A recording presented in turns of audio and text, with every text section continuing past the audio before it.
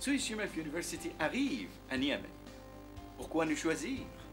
33 ans d'expérience à Genève, première université européenne au Niger, double diplôme d'UMF, Genève et de Niamey, professeurs internationaux, bachelor et master en management, droit et diplomatie, possibilité d'effectuer la dernière année d'études à Genève, qualité suisse avec une perspective internationale, active en Europe, Asie et Afrique, programme d'échanges internationaux, bourse d'études au mérite.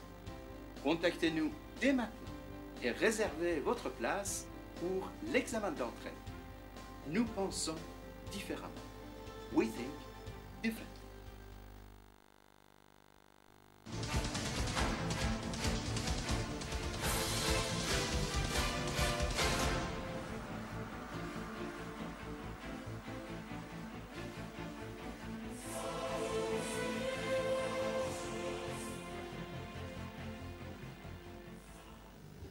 Mesdames, Mesdemoiselles et Messieurs, bonsoir, ravi de vous retrouver sur Bonferré Télévision pour cette grande édition d'information dominicale. Une édition d'information qui reçoit ce soir un invité. Il s'agit de M. Djawel Sandel. Il est président du groupe suisse UMF. Monsieur le Président, bonsoir. Bonsoir. Bien entendu, dans ce journal, nous parlerons de votre université et des projets que vous avez pour notre pays. Le temps de signaler que la Fédération nigérienne de football a tenu ce dimanche à Maradi son assemblée générale élective, une assemblée générale qui avait en jeu le poste de la présidence de l'instance dirigeante du football nigérien. Deux candidats à liste, vous les voyez à l'image, l'honorable Salifou Mayaki et le colonel-major Djibril Hima Hamidou Dipele.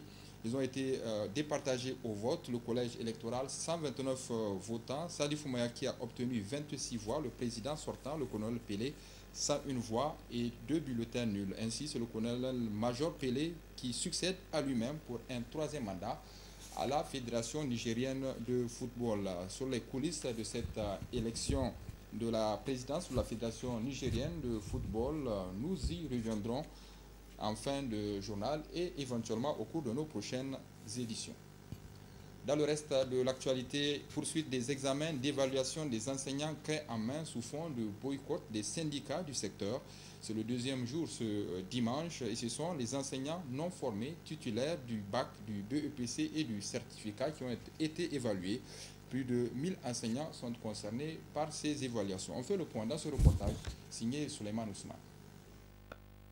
Au deuxième jour de l'évaluation des enseignants contractuels clés en main du primaire a concerné les enseignants sans formation de l'enseignement primaire, c'est-à-dire qui ont les diplômes bruts, bac, BPC ou équivalence. Devant les candidats, le top départ des épreuves a été donné par le directeur de cabinet du ministère en charge des enseignements primaires. Nous venons en compagnie du vice-président de la HALCIA et d'un certain nombre de nos collaborateurs de lancer la deuxième phase, c'est-à-dire qui concerne les enseignants contractuels non formés, donc non titulaires d'un diplôme de l'enseignement primaire. Comme vous avez pu le constater avec nous, à l'image de ce qui s'est passé hier, l'affluence est au rendez-vous. Les enseignants sont en salle, ils vont composer et comme ça s'est très bien passé à Niamey, pour les enseignants contractuels formés, je ne doute pas que nous aurons le même résultat aujourd'hui. Donc nous sommes très satisfaits de ce que nous avons pu constater. Le directeur de cabinet a saisi cette occasion pour répondre aux agissements de certains enseignants et responsables syndicaux dans certaines localités du pays. Nous ne pouvons que déplorer les agissements malfaisants, je pense que c'est le terme approprié, malfaisants, d'un certain nombre de syndicalistes, pas tous, je sais qu'une bonne part des syndicalistes est derrière nous. Donc cela ne représente qu'une minorité qui a voulu se mettre à travers du chemin du gouvernement pour redresser la situation du système éducatif. Donc rassurez-vous, déjà à partir d'hier dans certaines localités, les dispositions ont été prises pour arrêter ces gens-là. Ils vont devoir s'expliquer sur leur agissement. Et nous avons pris des dispositions dans ces localités-là, elles ne sont pas très nombreuses, pour que ceux qui ont été empêchés de composer, alors qu'ils étaient de bonne foi, qu'ils étaient physiquement présents dans les centres puissent le faire aujourd'hui. En cette deuxième journée de l'évaluation, ce sont plus de 1000 candidats à affronter les épreuves et les résultats sont attendus au plus tard au courant de la semaine prochaine. Restons dans le domaine de l'éducation. Je l'annonçais il y a quelques instants. Nous avons sur ce plateau le président de Suisse UMEF, M. Djawel Sandel. M. Djawel, bonsoir. Bonsoir. Pouvez-vous nous parler du groupe suisse UMEF et de votre projet d'installation d'une branche de l'université ici à Niamey? En fait, Suisse UMEF Université, c'est une université suisse qui existe depuis 1984 à Genève. Et puis nous avons bien évidemment aussi des activités en Asie. En Afrique aussi, la première université privée qu'on avait créée aussi, c'était à Dakar. Et bien sûr aussi au Mali, à Bamako.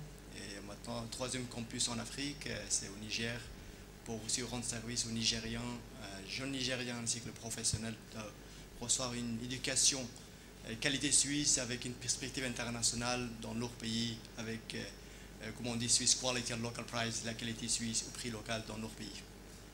Alors, pour permettre à nos téléspectateurs de mieux comprendre, expliquez-nous pourquoi la création de cette université ici au Niger. Votre groupe a déjà créé une université dans d'autres capitales africaines, notamment Bamako ou encore Dakar au Sénégal. Pourquoi ce choix du Niger? En fait, tout d'abord, vous savez très bien que l'Afrique, c'est l'avenir, maintenant c'est l'Afrique. Et puis aussi, il y a beaucoup de diasporas pays de l'Afrique qui font des travaux excellents à l'étranger, surtout en Europe ou partout où ils sont. Nous avons reçu en fait aussi des collègues sénégalais qui étaient à Dakar. Ils nous avaient encouragés, motivés d'expliquer est-ce que nous avons vraiment envie de créer une université suisse à Dakar au Sénégal, que nous avons analysé le marché. Bien sûr, nous avons rencontré le chef d'État, son Excellence M. Macky Sall, et nous avons parlé avec lui pour le projet, l'importance de ce projet. Et puis nous avons créé notre branche à Dakar. Et selon notre analyse dans le marché sénégalais à Dakar, nous avons constaté qu'il y a beaucoup d'étudiants qui viennent de différents pays, y compris Niger, Mali et les autres pays. Et par la suite, nous avons aussi décidé un jour d'installer dans ce pays. Après, nous avons reçu aussi un diaspora, un monsieur très actif, monsieur Taylor Ismail, qui habite en Suisse, à Lausanne, qui nous avait vraiment parlé de ce projet, qu'on a discuté, on avait des échanges, et par la suite, nous avons décidé d'installer chez vous ici à Niamey. Et puis nous avons rencontré les autorités nigériennes en février, et par la suite, nous avons décidé d'installer chez vous, bien sûr avec le soutien du gouvernement et son Excellence Monsieur le Président du pays, ainsi que le ministre de l'Enseignement supérieur, les autorités que nous avons vraiment soutenues pour ce projet. Et pour cette raison que nous avons décidé rapidement, en attendant de construire notre vrai campus universitaire, nous avons décidé d'installer et par la suite de construire notre propre université selon les normes internationales.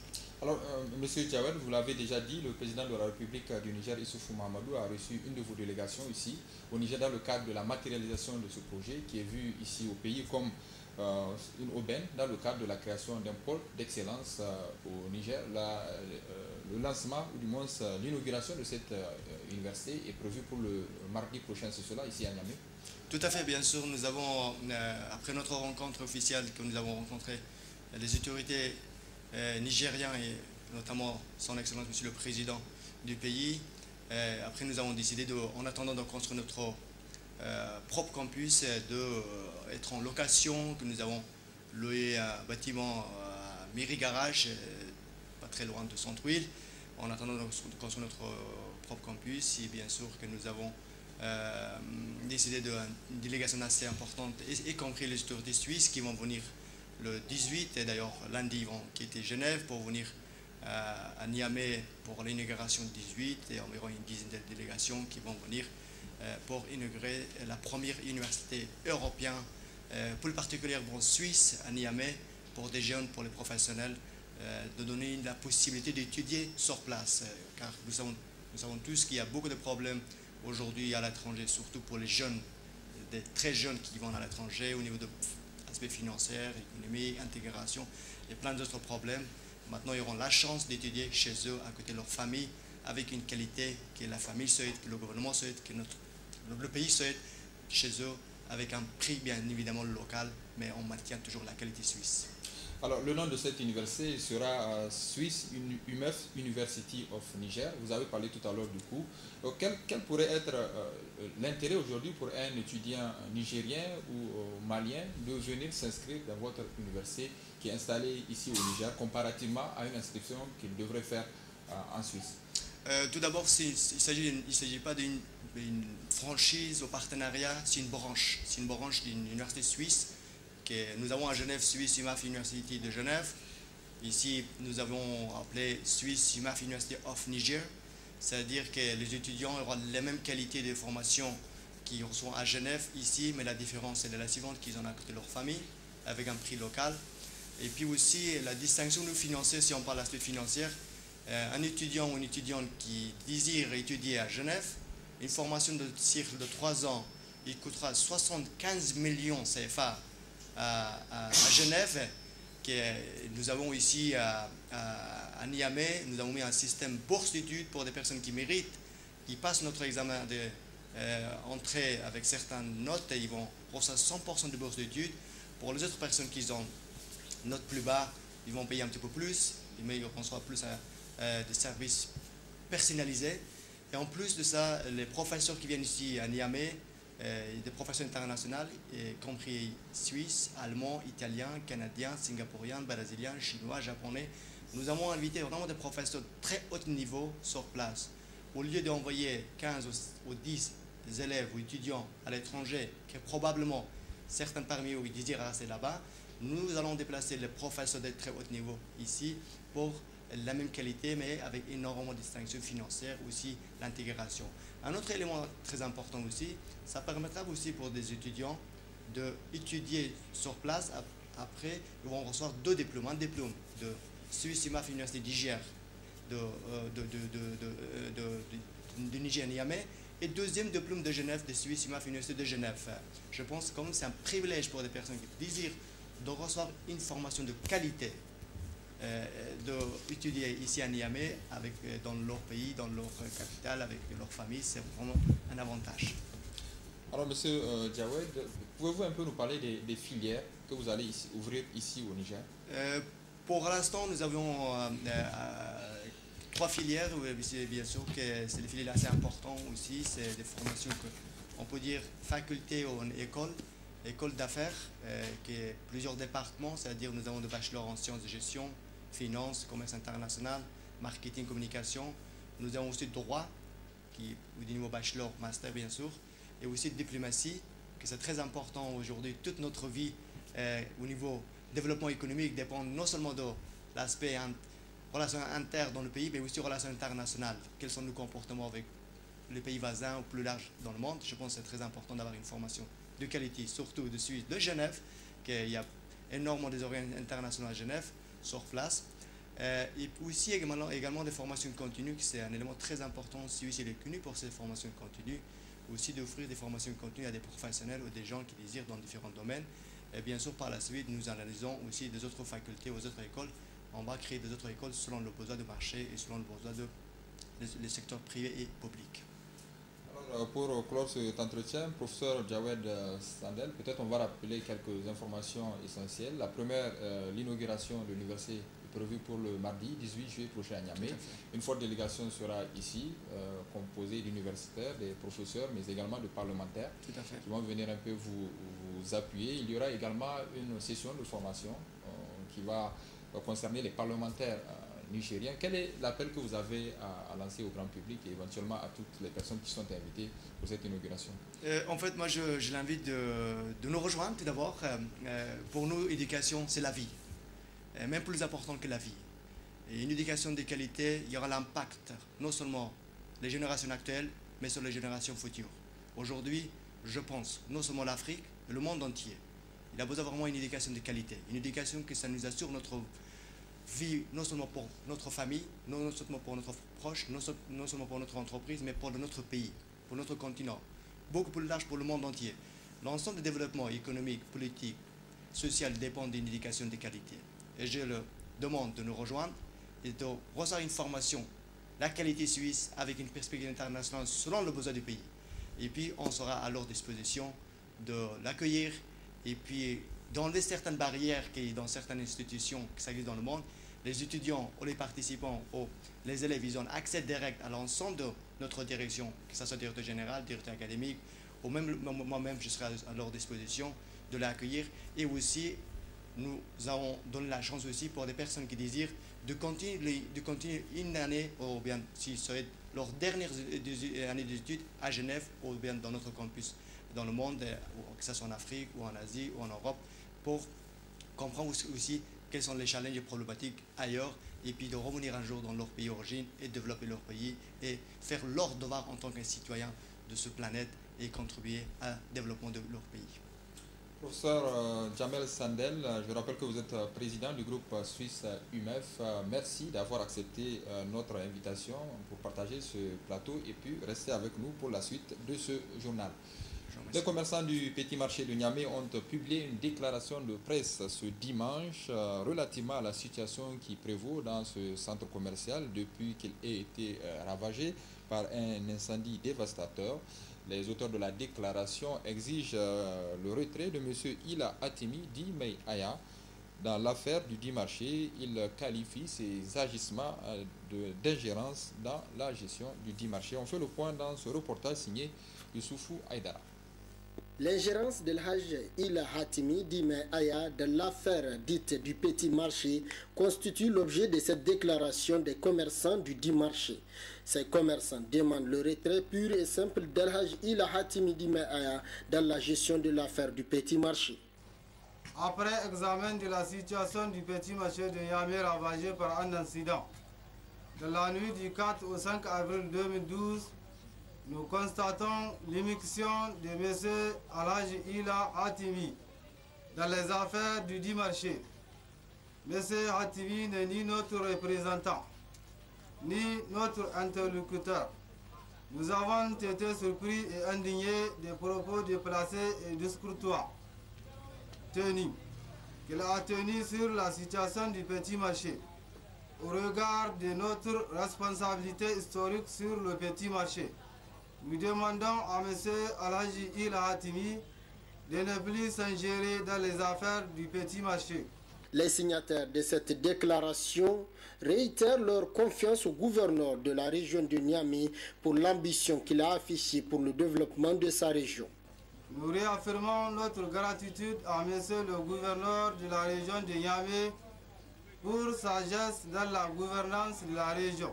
Nous saisissons cet instant pour vous réitérer notre soutien sans faille pour votre engagement en faveur de l'amélioration des conditions de vie de la population nigérienne. Les commerçants du petit marché ont terminé leur déclaration en apportant leur soutien aux forces de défense et de sécurité et aux victimes civiles des attaques terroristes. Dans le reste de l'actualité, le secteur des transports en commun se réorganise à travers la tenue de ces différents congrès par les syndicats du secteur. Deux se sont tenus en même temps ce matin. Il s'agit des congrès du syndicat des patronats du taxi CPT et celui du syndicat des conducteurs de taxi. On fait le point dans ce reportage de Reina Moussa. Ce deuxième congrès électif du collectif des propriétaires de taxis jumelé au congrès ordinaire du syndicat national des conducteurs indépendants intervient à un moment où les structures patronales du transport urbain prolifèrent au Niger. Au-delà de sa vocation de défendre les intérêts matériels et moraux de ses militants, le collectif des propriétaires de taxis, depuis sa création, s'est engagé à mener des actions de civisme dans le secteur du transport urbain. La nationalisation de cette structure, ce qui fut fait. Des bureaux régionaux ont été installés dans les départements de Maradi, Dosso et Tawa. Le deuxième axe, c'est la protection et la défense des intérêts collectifs des propriétaires de taxis. Le troisième axe est la mise en place, à travers les membres, des organes plus représentatifs, plus crédibles et plus regardants vis-à-vis des intérêts des propriétaires de taxis. Le CPT, né le 16 juillet 2011, dans une période de turbulence, a permis à ce collectif de se fixer une ligne directive. Aujourd'hui, voilà 6 ans, jour pour jour, durant lesquels le CPT et d'autres structures ont engagé des luttes à travers plusieurs mouvements, dont on peut citer quelques-uns. Celui du 2 et 3 mars 2012, sur l'augmentation de la vignette. Celui du 17 mai 2012. Celui du 22 août 2012. Celui du 3 octobre 2012. Le collectif des propriétaires de taxis ne s'est pas contenté seulement pour la lutte de la défense de leurs intérêts, mais a aussi contribué à la réduction des accidents à travers un séminaire de sensibilisation et de civisme à l'endroit des conducteurs de taxi et Faba, en collaboration avec notre ministère des tutelles, le ministère de la Santé publique et les autorités du gouvernorat. Le syndicat national des conducteurs indépendants, SENSI, quant à lui, lance un appel aux compagnies d'assurance pour la couverture du chauffeur en cas d'accident. Les conducteurs dans une précarité sociale exigent des assurances, la couverture de la 5e place, ce qui démontre notre préoccupation vis-à-vis de nos membres qui, en cas d'accident, ne sont pas couverts par l'assurance. Nous, syndicat national des conducteurs indépendants, demandons aux autorités tutelles et aux assurances de prendre les dispositions qui s'imposent pour la couverture de la 5e place, c'est-à-dire les conducteurs. Cette journée sera mise à profit par les congressistes du collectif des propriétaires de taxis et les conducteurs indépendants pour toiletter les textes et mettre en place un nouveau bureau pour un mandat de 5 ans. Le pèlerinage pour le Hajj et la Oumara Al-Manasik vient de reprendre de plus belle les séances de formation initiées à l'intention de ces pèlerins candidats au Hajj 2017. Pour rappel, les formations ont été suspendues à la veille du mois béni de Ramadan. Elles ont donc repris de plus belle ce dimanche avec des séances de formation débutées à Africa Or. Il est question de rappeler aux candidats au pèlerinage les séances, les formations qui ont été dispensées avant le Ramadan. Ensuite, les pèlerins obtiendront leur premier kit dans le cadre de l'organisation de ce Hajj 2017. On fait le point dans ce reportage de Soumana Karimou sur des images de Rabiou Labou. Aucun pèlerinage ne peut se faire sans formation du pèlerin en partance pour la Terre Sainte. C'est pourquoi le géant du Hajj et la Oumra Al-Manasik a toujours pensé à d'abord former ses pèlerins afin que ces derniers accomplissent le Hajj dans la plus grande aisance. Débuté au mois de Ramadan, puis interrompu pour permettre aux pèlerins d'axer toute son intention sur le Ramadan, cette formation a repris de plus belle aujourd'hui, ici à Africa Hall, lieu idéal pour une bonne formation des pèlerins et pèlerines. Mais j'ai vu quand même beaucoup qui m'ont conseillé de venir par là. Et là, vraiment jusqu'à présent, je ne suis pas dessus, jusqu'à l'instant. Bon, on a commencé en fait à voir les principes, les 12 principes dont un pèlerin en fait doit connaître d'abord, avant tout autre acte. C'est ce qu'on a vu d'abord dès le premier passage. Et maintenant, comme il y a des nouveaux arrivistes, donc on a repris, on est en train de les reprendre. Parce qu'il y a des principes, il y a des sunnas, il y a des, comment ça s'appelle là, wajib qu'on doit connaître, que tout un pèlerin doit connaître. Logiquement, ces principes-là, il y a des principes que si tu ne les connais pas, tu ne dois même pas y assister. Ce n'est même pas la peine en fait, que tu fasses le pèlerinage. En dehors de la formation d'aujourd'hui, ils nous ont remis des CD et des livres. Voilà. C'est vraiment instructif et vraiment, vous vous retrouvez bien. Ouais. Dans ce sac, il y avait un pain, il y a un sac au dos, il y a 2 sacs de voyage dedans. Il y a le pain Al-Manasik, là il y a le jab qui nous servent de repère. Il y a le drapeau du Niger là-dessus et l'emblème de Al-Manasik, impeccable. Donc les formateurs nous ont appris tout. Donc on est prêt maintenant, on attend que Dieu nous donne longue vie pour qu'on puisse atteindre, pour qu'on puisse effectuer ce pèlerinage. Cette formation de l'agence Al-Manasik n'est pas que théorique seulement.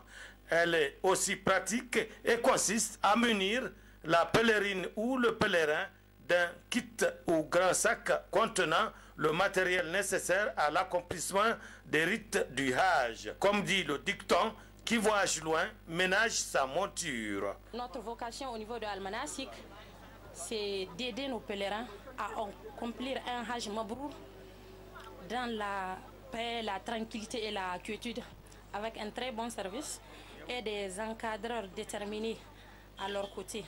C'était ça notre vocation. Cette formation évidemment se passe bien parce qu'à l'agence Al-Manasik n'est pas formateur ou encadreur qui veut l'être.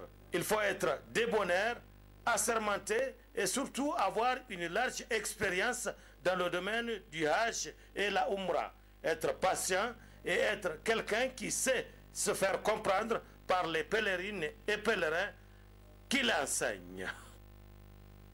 Reparlons sport dans ce journal avec ce rappel, la tenue de l'Assemblée générale élective de la Fédération nigérienne de football, la FENIFOOT à Maradi, avec la réélection du colonel-major Pelé à la tête de la fédération à l'issue d'un vote qui a sanctionné pratiquement la fin de cette Assemblée générale. Revenons sur la cérémonie d'ouverture et les conditions optimales qui ont été créées dans le cadre de la tenue de cette AG de la FENIFOOT. C'est dans ce reportage envoyé depuis Maradi par Abdul Aziz Mahmoud. Les acteurs du football nigérien participent en ce 16 juillet 2017 à un double exercice dans la capitale économique du pays. L'Assemblée générale extraordinaire et élective de la Fédération nigérienne de football. La rencontre se déroule en présence des délégués de la CAF et de la FIFA, grands témoins de ces assises. Moment solennel au cours duquel le président de la Ligue régionale de Maradi a exhorté les participants à adopter une attitude responsable tout au long des travaux. L'image rayonnante de notre football a contribué à renforcer le capital confiance dont jouit désormais le Niger auprès des institutions internationales du football. Raison pour laquelle la région de Maradi et son gouverneur ont fait leur choix. Je souhaite un bon séjour à tous les délégués, à tous les invités, aux membres de la commission électorale, que je félicite au passage, au comité d'organisation de cette Assemblée générale. Avant de terminer, Monsieur le ministre, la population de Maradi, c'est-à-dire les 4 millions d'habitants, ont fait leur choix. Je vais le dire par rapport à cette Assemblée générale élective. Nous, les 4 millions d'habitants de Maradi, nous avons choisi la Fédération nigérienne de football et le Niger. Ces 8 années de Pelé à la tête de la Fédération nigérienne de football ont été couronnées de succès éclatants grâce aux exploits réalisés par les footballeurs, mais aussi à travers les réalisations concrètes au profit de la jeunesse. Le respect des textes accompagné d'une vision profonde au profit du football contribuera à consolider les acquis, a indiqué le président de la FENIFOOT.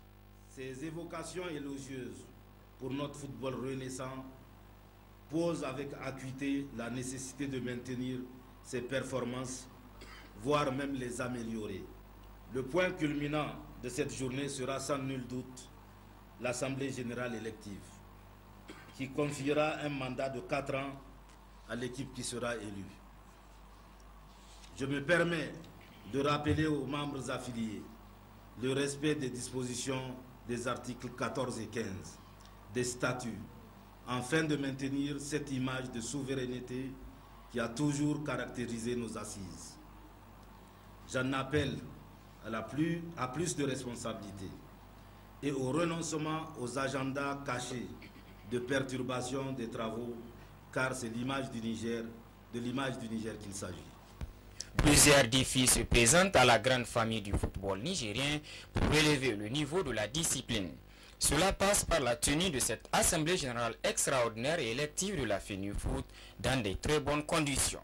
Je compte sur la responsabilité de tous les acteurs, la fédération, le bureau exécutif sortant, les candidats, les délégués, la commission électorale et l'ensemble des observateurs. Nous comptons beaucoup sur vous pour qu'effectivement, comme l'a dit le président de la Ligue régionale de Maradi tout à l'heure, pour que cette AG dont soit une AG historique, pour que effectivement, pour que cette AG soit une AG historique et qu'elle soit un modèle ou bien meilleur, et je sais que c'est le souhait de monsieur le gouverneur, pour que cette AG qui est organisée ici à Maradi soit certainement la meilleure des assemblées générales que la FENIFOOT est connue depuis sa création.